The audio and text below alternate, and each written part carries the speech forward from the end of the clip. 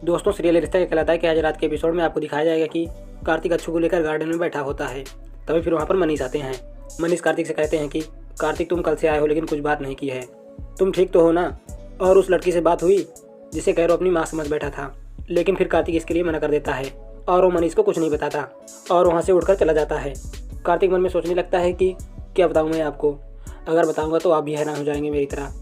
और उधर फिर आपको दूसरी ओर दिखाया जाएगा कि सीरत प्रैक्टिस कर रही होती है।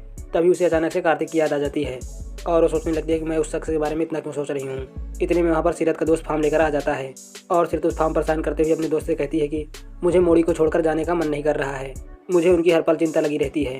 और फिर सीरत का दोस्त सीरत से कहता है कि तुम्हें ये सब सोचने की कोई ज़रूरत नहीं है, मैं जब तक यहाँ पर हूँ मोड़ी का ख्याल रख लूँगा।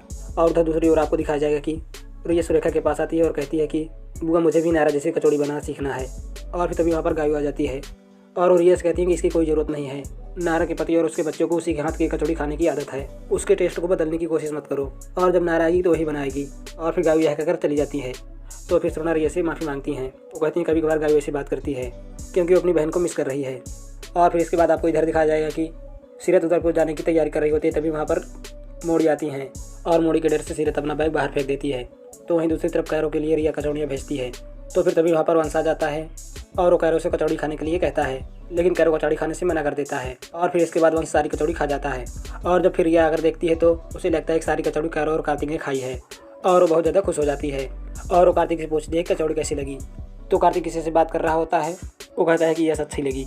तो रिया समझती है कि वो मुझसे बात कर रहा है, वो मेरी कचौड़ियों का तारीफ़ कर रहा है। तो वहीं दूसरी तरफ जब सीरत बाहर निकलकर अपना बैग ढूंढती है तो उसके पीछे मुकेश एक बैग लेकर खड़ा होता है और सीरत को लगता है कि मुकेश उसका बैग पा गया।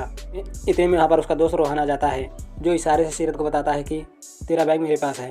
इसके बाद फिर मुकेश राठौर सीरत के डिस्क्वालीफाई का फॉर्म निकालते हैं और सीरत से कहते हैं कि मैंने तुमको एक गिफ्ट देने के लिए रखा था। और फिर यह बोलकर मुकेश वहाँ से चला जाता है। तो फिर सीरत अपने दोस्त से कहती है इस अपमान का बदला लेकर रहूँगी इनसे। और फिर गाइस यहीं पर एपिसोड समाप्त हो जाता है। अब आगे क्या होगा यह जानने के लिए हमारे चैनल को सब्सक्राइब कर लेना, क्योंकि मैं आप सभी के लिए इसी तरह की वीडियो लेकर आता हूँ चैनल पर।